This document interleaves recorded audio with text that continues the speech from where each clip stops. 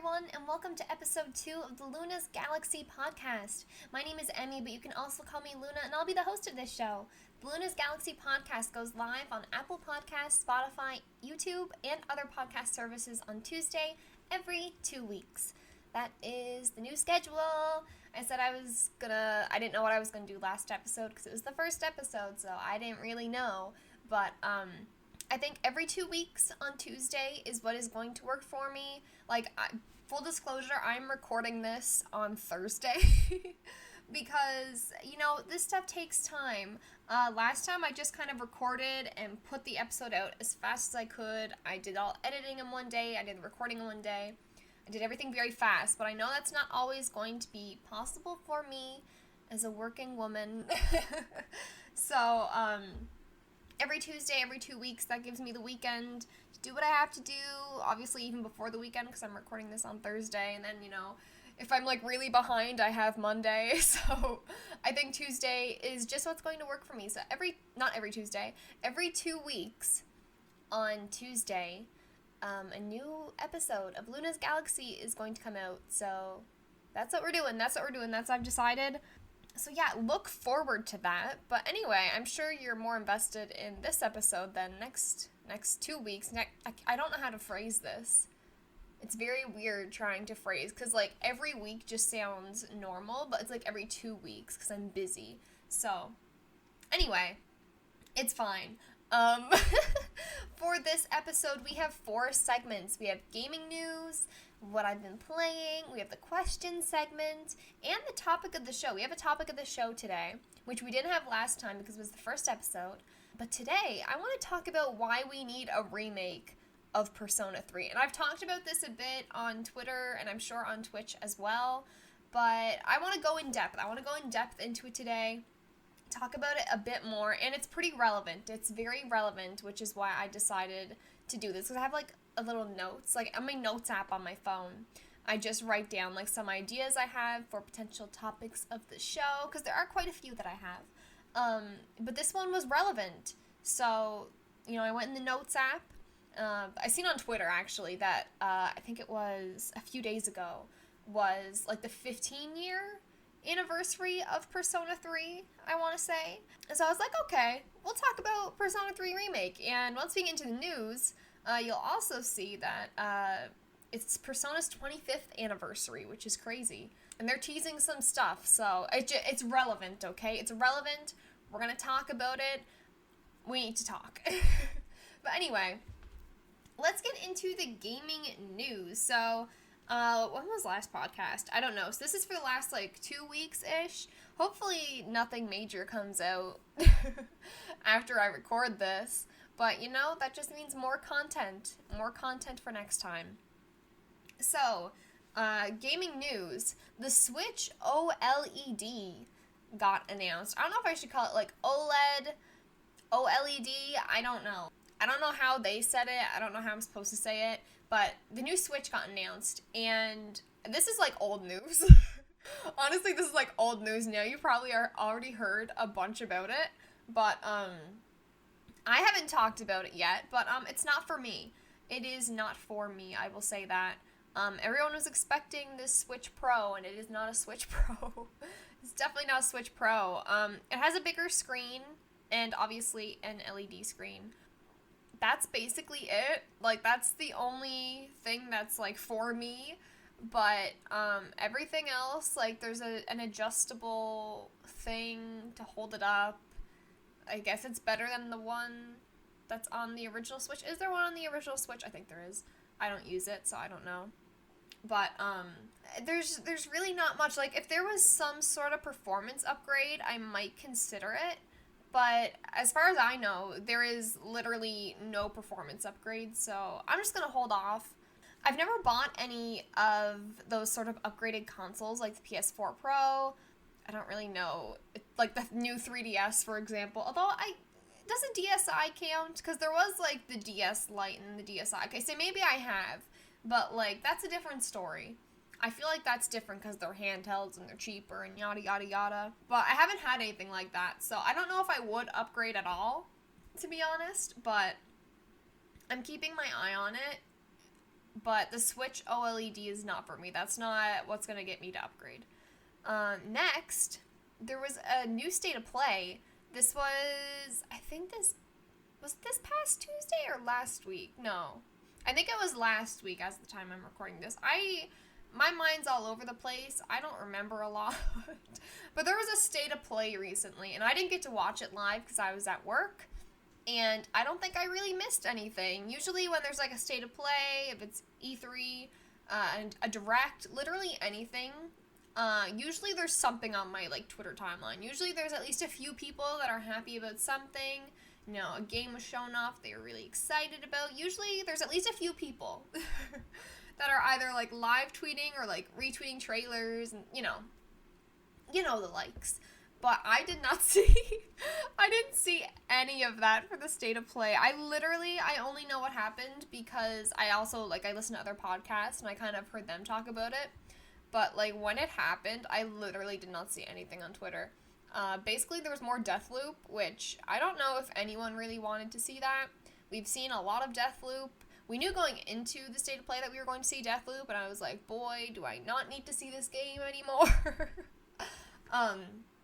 The game looks fine, I just feel like they've shown us so much of it. But anyway, I think there was a trailer for Lost Judgment, which is the new Judgment game. I still haven't gotten to playing the first Judgment, so gotta get on that. But as for everything else, I don't remember.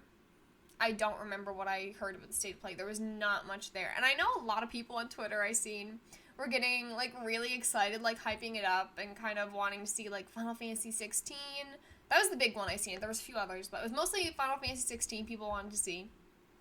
And I was like, I don't know if I'd be hoping for that going into it. And I'm glad that I set my expectations pretty low because I know a lot of people had their clown faces on. So, you know, there was not much at the State of Play. There are two other news stories that I think we can talk about a bit more. They're a bit more relevant. So Persona's 25th anniversary. That is approaching. It hasn't happened yet, right? I don't know. I probably should check this. But Persona's 25th anniversary is this year, and Atlas posted a website teasing 7 announcements. And this website had new art of, like, all of the Persona protagonists, even Persona 1 and 2, and Persona 3 FemMC, which, who would have thought? Who would have thought they remembered? So they posted this new website. There's going to be 7 announcements, which I think they're starting to reveal in September. I could be wrong about that. But 7 new announcements, which is a lot. And you know what I hope? One of them is going to be is a Persona 3 remake. Because it's what I need. But very interesting, very intriguing. And also, there was one part of the website, so they have, like, art in order of, like, all the games, I think. I don't know if this is just something I've seen on Twitter or on the website. I think it was on the website, where, you know, Persona 1, Persona 2, Persona 3, like, yada yada yada, Persona 4, Persona 5. And then there was, like, a secret thing. So I think they're teasing Persona 6, you guys. I think one of the announcements is going to be an announcement of Persona 6. Also, there was an article that came out saying how Persona 6 is in development. They did confirm that. I think that might have been confirmed for a while, but there was a new article about it, so I've been thinking about it. And then this website came up, and I was like, oh, maybe Persona 6? I hope it is. I hope we get to see Persona 6. That would be cool. You know, one last big announcement for the anniversary. I would love to see it. I don't really know what to expect, though. So, 7 announcements. So I am obviously hoping that one of them is Persona 3 Remake. It is what we deserve, is what that game deserves. I'm also hoping Persona 4 Golden is going to come to PS4 and Switch. This is... How long have we been asking for this? It makes sense. Just fucking do it. What else could there be? I had another idea, and now I don't remember what it was. We could get another Persona 5 spin-off. I think that's reasonable. I don't think they're done with Persona 5 yet, unfortunately. I think we could get another Persona 5 spin-off. We could see, like, a Persona 5 arena game. You know what I would love to see? And I doubt this would happen, but I would love to see it if they had, like, a Persona racing game. I like racing games, Mario Kart, Crash Team Racing. I don't know if Atlas could, like, do that good. Like, I don't know if it would be good, but, I'd play it. Like, just, like, sort of like Persona Q, where it has, like, the characters from 3, 4, and 5. Or, like, Q2 is where they have the 5 characters. But, something like that. Like, I don't want individual Persona 3 racing, Persona 4 racing. Like, no, just put it all in one. I think that would be cool. I'm probably alone in that, but a girl can wish, a girl can dream. I would also like to see them do just, like, something for Persona 1 and 2. I have never played those games. Like, full disclosure, I've not played Persona 1 and 2.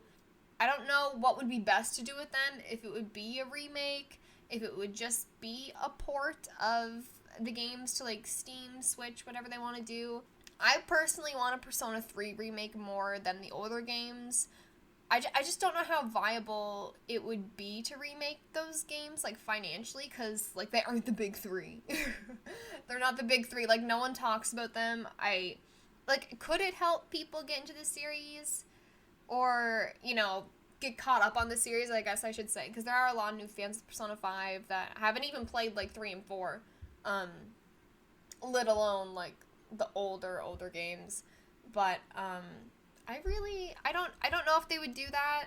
I think it would probably just be better to remake 3, because then I feel like you would have more old fans and new fans going back to that, instead of the really older games. I feel like it would take more effort to remake those ones, but like I said, I don't know shit about those 2 games. So I don't know. I'd be interested. I might dip into it if they did decide to remaster, remake, port those games. I am interested, but I want Persona 3. I want a Persona 3 remake. But, like, 7 announcements is a lot. Like, say everything that I just said gets announced. So, like, 1 could be Persona 3 remake. Like, I don't know how they'd be counting these 2.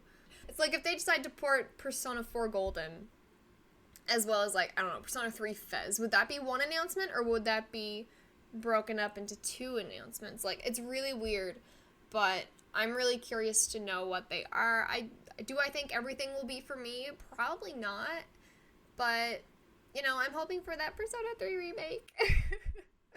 And who knows what else. I think there could be some cool stuff here. I don't really want to play another Persona 5 game. I know I sound, like, really bitter whenever I talk about Persona 5. I feel like I got burnt out from it when I played Royal, and now I'm just sick of it. I don't want to see, I don't need to see the characters anymore. I don't need their story. Just give me, like, Persona 6. That's all I want at this point. But I would assume one of the new announcements is going to be a Persona 5 spin-off. Could be Arena. I think that would be cool. But, anyway, I guess that's about it for the 25th anniversary thing, because really it's all just speculation right now, and I kind of talked about my speculations, but I'll keep y'all updated as more stuff comes out. Actually, I seen today that they have, like, new merch out on the website. I seen there was, like, a mug, there's, like, acrylic stands of the characters, there's a few other things, but those are the ones I remember. So there is some 25th anniversary merch, if you're at all interested in that. I'm not, but it's there. So I have one more piece of news for you, and I want to talk about this, not because I'm really that interested in the game, but because I think it's a conversation that we need to have. So, there was an article that came out yesterday, and one of the developers, I can't remember exactly who it was, maybe I should check that, but it was basically saying that Psychonauts 2 has an invincible mode because all people should be able to enjoy games. And I cannot agree with that more. It was starting a lot of Twitter discourse, of course, because that's just how that app works. And a lot of people were doing this thing where they're like, real gamer, fake gamer, like almost like the elitist bit of, like, if you play a game on invincible mode, are you really playing a game, and yada, yada, yada. And it's just like, grow up. Like, just grow up. Go touch some grass. Not everything is about, like, it's kind of difficult to articulate my frustrations with it, But I think at the end of the day, it just comes down to difficulty options are also, like, their accessibility options. And we need to talk about that because, I hear these arguments of, like, you should play the game on normal, or, I don't know. I guess normal mode is what people will say. You should play the game on normal mode because that's what the developers intended you to do. And I just don't think that argument makes much sense. Because right in the article, you can see that the developers intend for people to play the game how the hell they want. And obviously that's probably not going to be true for every developer. But if the option is there, just let people play games how they're going to enjoy them. And there was specific discourse about, like, journalists playing video games for review on, like, the easiest difficulty setting. And I'm like, I don't see the point of saying that certain reviews are worthless or that they're just not worth as much even when you play the game on easy mode versus if you play the game on, like, normal mode. I don't see how that argument makes sense, because at the end of the day, there's still going to be probably a lot of people who are going to play that game on easy mode. So, like, I can't understand kind of saying, if you're doing a review, maybe you should, say what difficulty you played on to give more context for your entire review and, your experience. But, like, can we not shame people? Like, can we just stop shaming people for wanting to play games the way that they want to play games? Because, I've played games before. I usually play games on, normal mode. If it's a game that I'm not, like, if it's a genre that I'm not as familiar with, I might do it on easy mode. If it's a game that I'm really familiar with, like Kingdom Hearts, I might do it on critical or proud. But there are some games that are just really fucking hard. Like, whether it's because I don't play the genre that much, or they're just really difficult. And, sometimes you want to keep playing a game because you're really enjoying it, you're really invested in the story, you like the world, whatever, but maybe it's a bit too hard.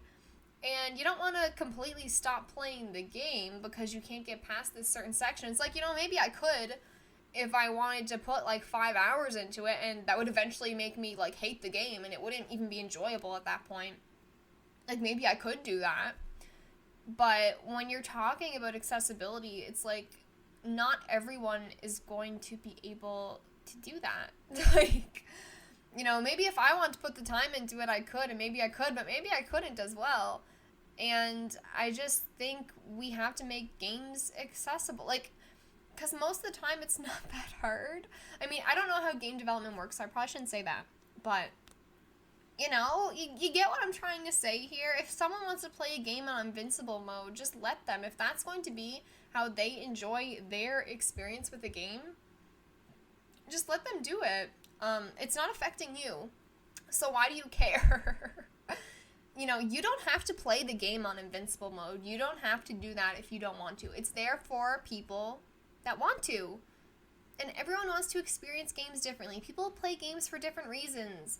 I know, a lot of people enjoy playing, games like Kingdom Hearts on critical mode because they really want to learn the gameplay mechanics and, really learn a lot and challenge themselves. But for some people, they don't want to challenge themselves.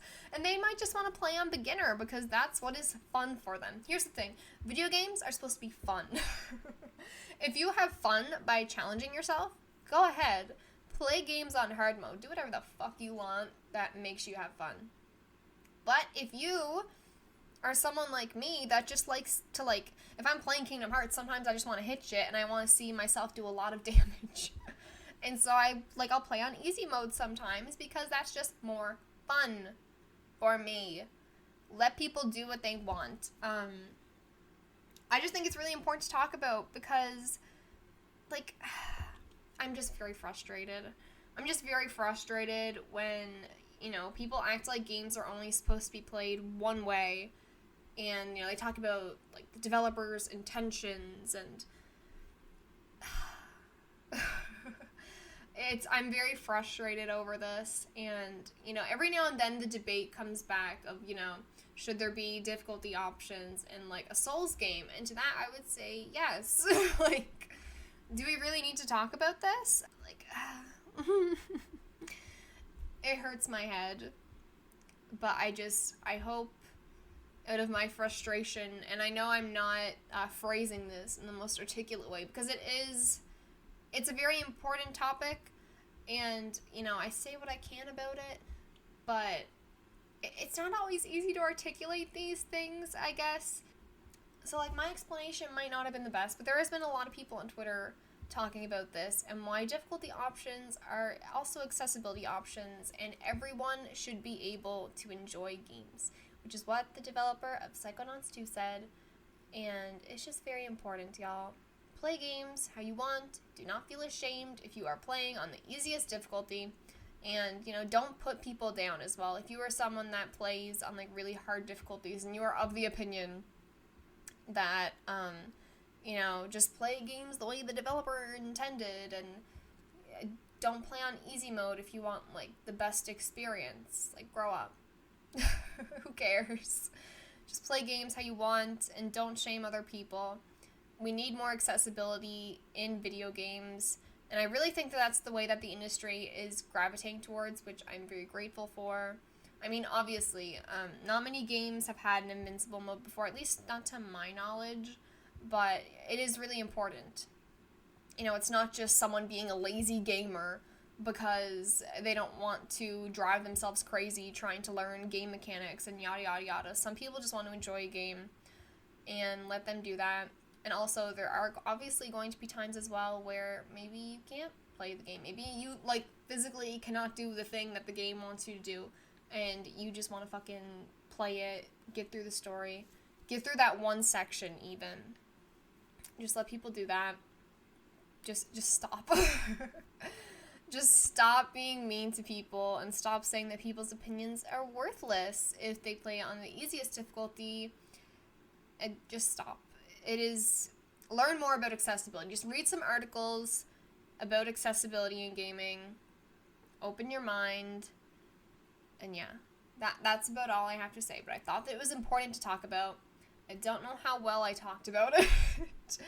But I hope that even, maybe if you've never even thought about this before, just think about it. Because I do understand that a lot of people just haven't really heard the perspectives of other people when it comes to this stuff.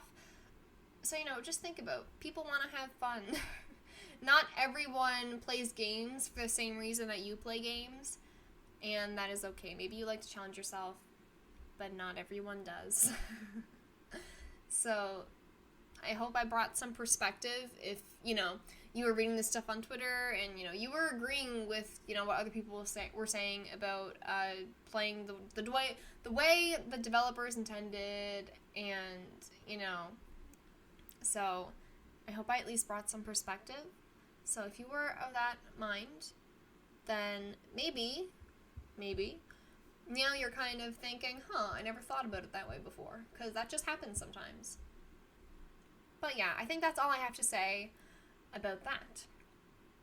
So now, let's talk about what I've been playing. So, I still have not finished World End Club. I said 2 weeks ago on last podcast that I was going to finish it, and I still have not. I'm literally at the end of the game, and I still haven't finished it. But maybe next time, maybe next podcast, I'll be done with it. My goal is to finish it this weekend, and I know that's what I said last time, but maybe it'll actually happen this time. We'll see. I think I can do it.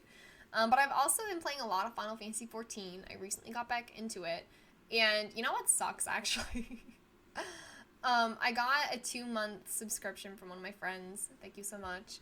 But he bought me a 2-month subscription for Final Fantasy XIV, and literally, a few days after I, started playing again with that subscription, they had that campaign where it was, 14 free days, and I was like, fuck. I was like, fuck, I could have had these 14 free days, and then, use the 2 months, and I would have had more time, more free time, but whatever, it's fine. But I have been playing more Final Fantasy XIV. I completely restarted. I've been playing off and on for a few years. I never finished A Realm Reborn, but I've been playing off and on for years. I had this one character. She was a Lalafell. She was an Arcanist, and my new character is also an Arcanist. But, I was only, like, level 37, and the problem that I had with Final Fantasy XIV was that I did, like, all the side content, like, all the side quests. I did all of them with that character, and that's why I was progressing so slow. I did not realize that you're not supposed to do that. But, I started a new character. Her name's Luna, of course. If anyone is interested, I am on the Fairy server, if you ever want to play. But, her name is Luna. She is an Aura, and she's also an Arcanist for now. You know, maybe that'll change, but she's an Arcanist for now. And I've been enjoying it. You know, I don't really have much to say because I'm not too far into it. Like, I just picked my Grand Company. So I still have a while to go. But I'm having fun with it. I'm enjoying it. I want to at least finish A Realm Reborn before my 60 days are up. So, you know, I'm having fun. And that's really all I have to say. I'm still at the point where I'm replaying content, but I'm hoping that'll be over soon. Like, I am catching up pretty quick, I think. But, yeah. I've been playing some Final Fantasy XIV, and I've been having fun with it. So, questions. Let's talk about questions. So, I asked you guys, what game/games do you associate with the summer and why? I asked you guys this on Twitter and on Discord. In case you're listening and you didn't get to answer this time, if you want to next time, Twitter and Discord is where I post the questions. So I asked you guys, what game/games do you associate with the summer and why? And I'm going to read off some of your answers. I can't read off all of them, but I'm going to read a few that I feel like I can maybe add something to and, you know, talk about. So, both Nautilus and Iron Aggro said Kingdom Hearts 2. And you both kind of talked about, you know, the iconic My Summer Vacation is Over, which, you know, makes sense. The very beginning of Kingdom Hearts 2 is the summer, obviously.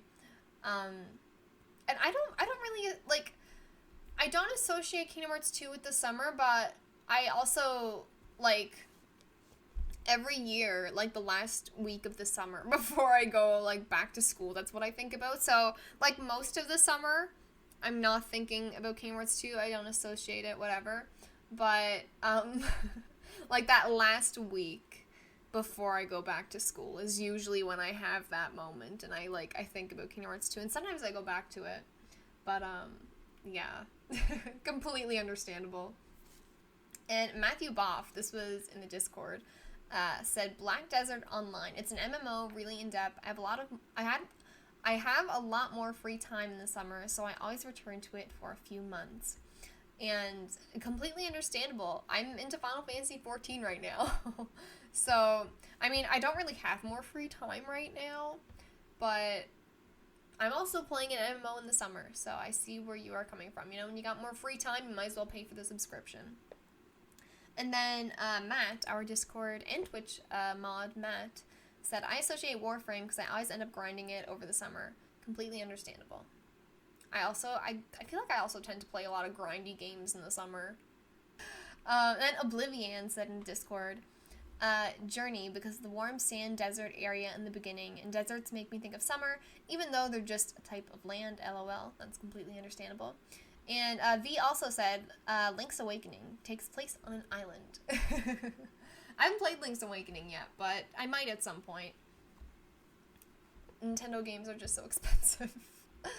And then James on Twitter said, sounds strange because it's an all-year-round game, but Animal Crossing New Horizons, because you are on a deserted island, I guess. Completely understandable. I associate Animal Crossing with, like, I feel like I'm forever going to associate it with, like, 2020 lockdown, like, quarantine era of time, which, I mean, it was definitely a product of its time. I feel like I'm always going to associate it with, like, that's even just, like, the spring of when it came out, because that's when I played it the most. But when did I really stop playing? I think I fell off of New Horizons around July. So it is, like, a spring-summer game in my mind, just because that's when I played it. So it makes sense.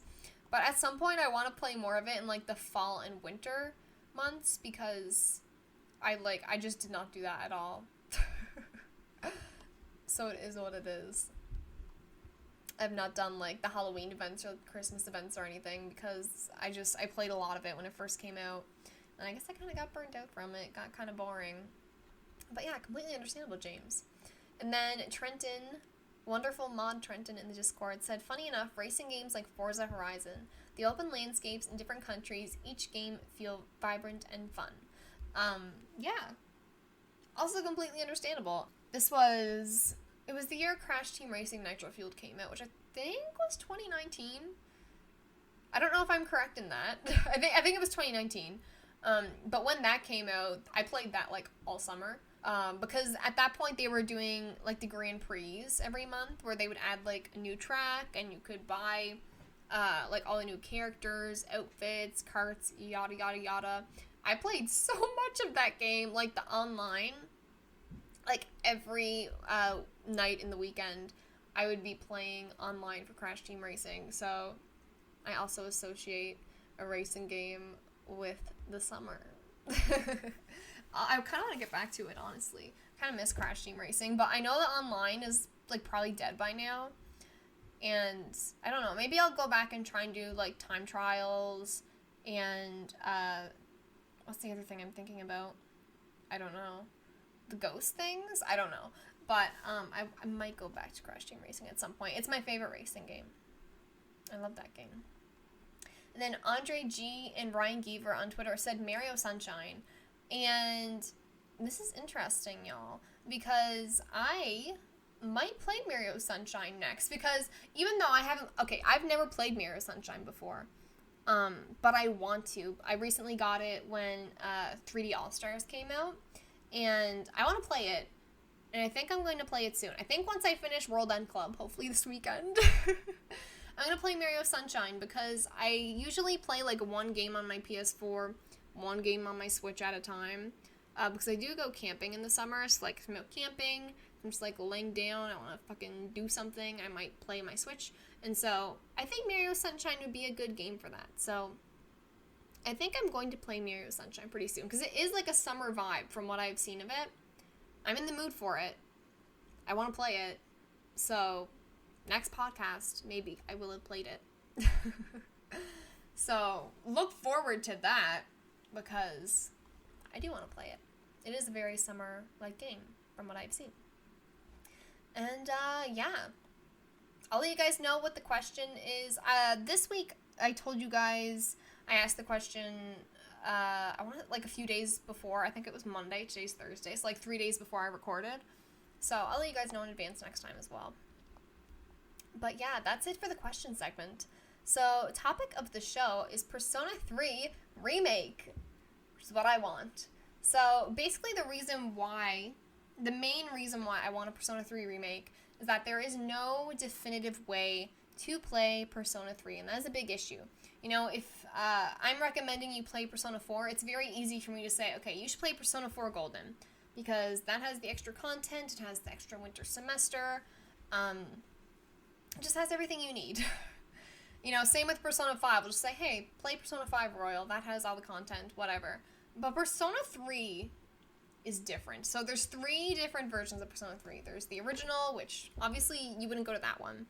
That's on PlayStation 2. And then there's why did I say it like that? And then there's Persona 3 Fez, which was also on the PlayStation 2. But it did add a bit of extra content. I found this... I did play Persona 3 Fez for context. I played most of it. I didn't finish it. But I wasn't entirely sure what the difference is, because I didn't play Persona 3, like, first. Whereas I played Persona 4, then I played Golden, played Persona 5, then played Royal. So I'm more familiar with those differences, not as much with Persona 3 Fez and Persona 3. But I found an article on IGN, and it says, it includes an extra epilogue section with the final part of the story in a large area to explore and battle in. So... I don't know if there was actually new content in the game, or if it was just, like, that extra mode that got added. I'm not entirely sure about that, but that's your big pro of what Persona 3 Fez adds to Persona 3. And then you have Persona 3 Portable. And Persona 3 Portable has a female protagonist, which is the, like, it's not the only Persona game with a female protagonist, I know, but out of the big three, it's the only one. And, so that's a big pro. That is a big pro to that game. That's a female protagonist. As a fellow female, I like playing as a girl when I play games. And so this is a big pro for me. And it's honestly a shame that it's only in portable. And also that didn't come back in, like, Golden or Royal for Persona 4 and 5. Why didn't I get a female protagonist there? Why? I would have loved that. It would have made the replays so much more interesting. But anyway. And here's the other thing with Persona 3 Portable that is a very big pro, is that you can control your party members. So if you've only played, like, Persona 4 or Persona 5, you'll know that you can control your party members. It's very easy. You just give them commands like you do with the protagonist. Base Persona 4, base Persona 5, and Golden and Royal, they have this ability where you can control your party members. However, for some ungodly reason, base Persona 3 and Persona 3 Fez do not let you control your party members. You can only control the protagonist. And it is one of the worst... It is one of the worst things, honestly, about the game. It is incredibly frustrating when you are in battle, you know, you're just trying to not die, and then Mitsuru uses, like, I don't know how to say it, Marin Karen, I don't know, but she makes the enemies, like, fall in love with her, and it's like, girl, stop. Or, like, if you're dying and, like, Yukari just won't heal you, or if, like, everything's fine and she heals you, and they do give you options, you know, like, focus on attack, focus on healing, whatever, act freely, but, it's not that great.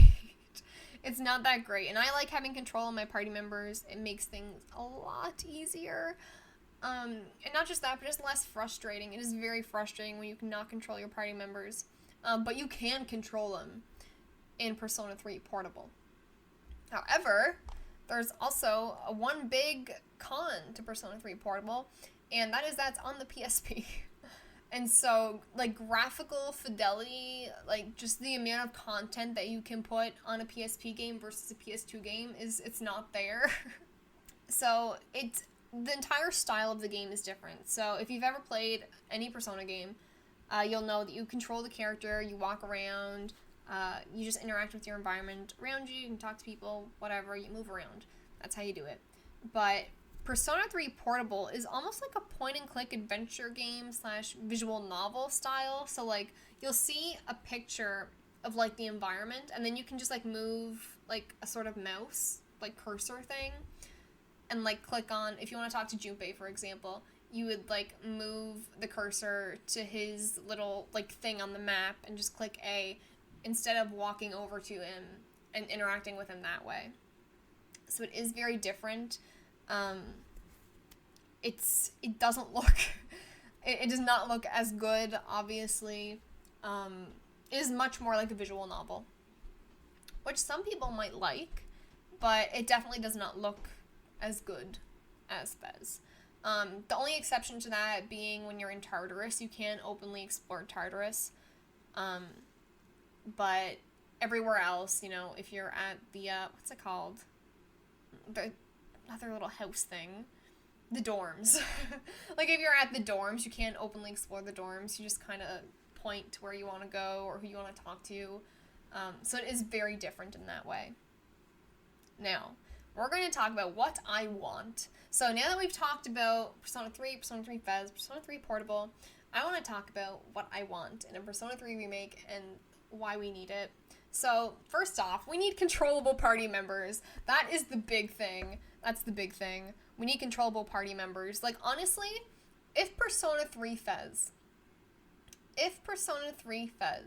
had controllable party members, I might even say that this game only needs a remaster. But that is not the case, so I'm saying it needs a remake. There are also, obviously, other reasons, but controllable party members is a huge thing. And, you know, I do think that you can rework the battle mechanics in a way to make that work better. Just give people more options, because from what I remember, Persona 3's gameplay is pretty bare bones. It doesn't have as much as Persona 4, and especially Persona 5. So they could kind of play with that, maybe add some stuff, adjust some stuff. But we really need controllable party members. We fucking need it. Also, female MC option. Please. If they go all the way, if they go so far as to remake Persona 3, and they do not include Femme MC, I will be so fucking upset. It would not surprise me at all. I would not be surprised, but I would be so upset. We need the female MC. Like, y'all did all that work just to pretend that she isn't there. Come on. And, like, her story is kind of different. I haven't played as much of Portable as I have Fez, but I have played a bit of it, and she does have, like, different social links. She has different music.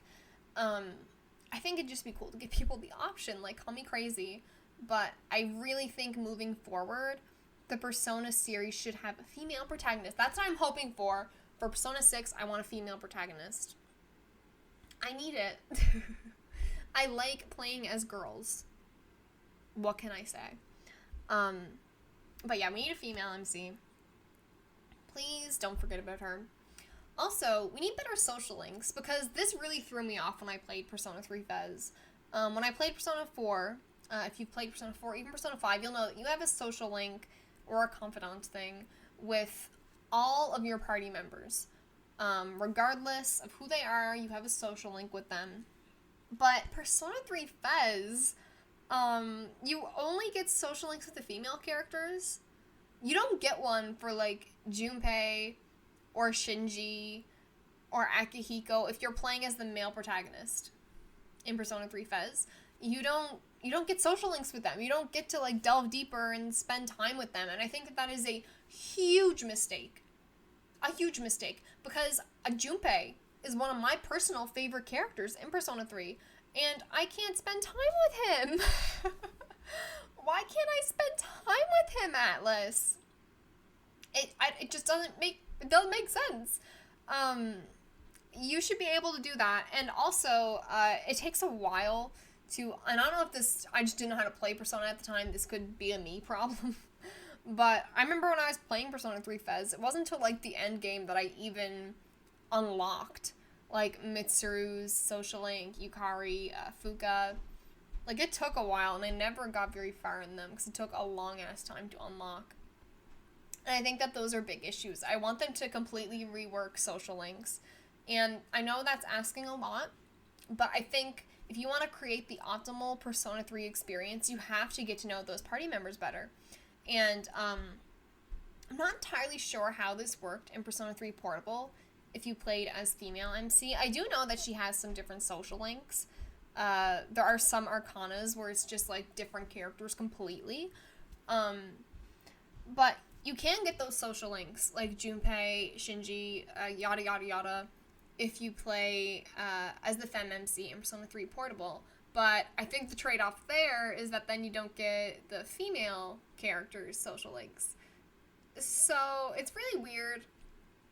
They really need to rework that, because I think I would have loved the Persona 3 cast a lot more if I could have gotten to know them better in the game. You know, outside of main scenario, main story, I really think that would go a long way to getting people to love these characters more. We need it. We need better social links, and that is a huge request, I know, to completely rework that. Like, that does take a lot of effort, but I think it is necessary. And obviously, new graphics. What really got me thinking about a Persona 3 remake is honestly when I was playing Persona 3 Dancing All Night. You know, just seeing these characters, like, they look so pretty. They look so pretty when they're not trapped on the PS2. And, like, it's weird, too, because I remember when I played Persona 3, I never liked Fuka. I, like, hated her. I think I just didn't like her sprite, honestly. I think I don't like how she looked. But, like, when I was playing Persona 3 Dancing All Night, they made her so cute. And I was like, I love her. Like, she's one of my favorite. Like, I don't know how that works. But just make everyone in HD. Make them look nice. You can literally use the same models from the dancing game. I don't care. But New graphics, obviously. What else? Okay, so I'm looking at my notes here. Also, I want them to adjust Tartarus to not be randomly generated, which I think could still work. I think it could still work as being randomly generated. I don't think this is a must-have, but I think it would help a lot. Because even when you're playing Persona 3, when you get to different sections in Tartarus, there is, like, slightly different music, maybe a slightly different color scheme. Like, it does have little differences, kind of like Mementos in Persona 5. But I think it would be a lot better if there was more design to it. And like I said, if this is going to be a remake, if they don't know how well this is even going to do, they don't want to put the budget into it to not make it randomly generated, I completely understand. But I think it would be really cool to add in some more unique design stuff, kind of like the palaces in Persona 5. Obviously, this isn't the topic of the show, but I have also thought about a Persona 4 remake in my mind before. And, if you're going to do that, I would definitely say go full out. Don't make those randomly generated. Make them more like palaces in Persona 5. It would be so good. But I think you might be able to get away with it with Tartarus, because just the way that it is structured, it is more like Mementos. I think they could get away with it. But I think it would be cool also to see some differences. But yeah, I think those are my thoughts on a Persona 3 remake and why I think we need it. There is no definitive way to play the game. It's very hard for me to recommend to someone to play Persona 3, even though, like I thought about going back to it, honestly, but I was like, I don't want to. Like, at the end of the day, I don't want to. Because Fez, you can mod Fez to control your party members, but I don't know if it's worth it.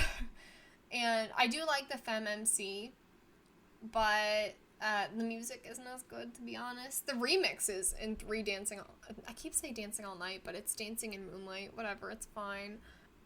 The remixes of the female protagonist music are actually better than like the actual songs in P3P. But it is what it is. I'll take what I can get for a Persona 3 remake. It doesn't have to be this huge thing. I think it could, though. I think it could be. I want to replay it at some point because I did never finish it. I got to like December. And then I stopped playing because I didn't know how to play games at the time and I completely fucked it up. But yeah, I would like to see a remake, and that's why I'm holding off on replaying Persona 3, because I'm just hoping and praying that they remake it, because I think it could work. But anyway, thank you so much for listening to the Luna's Galaxy podcast. I'll be back on Tuesday, August 2nd for the next episode, where we'll be discussing who knows what. If you want to be a part of the Luna's Galaxy community, you can join our Discord server with the link in the description if you would like to check it out. You can also keep up with me on Twitter, Instagram, or Twitch, where I am at EmmyLunaGames. I hope you all have a wonderful day, and I'll see you next time. Thank you so much for listening. Bye-bye!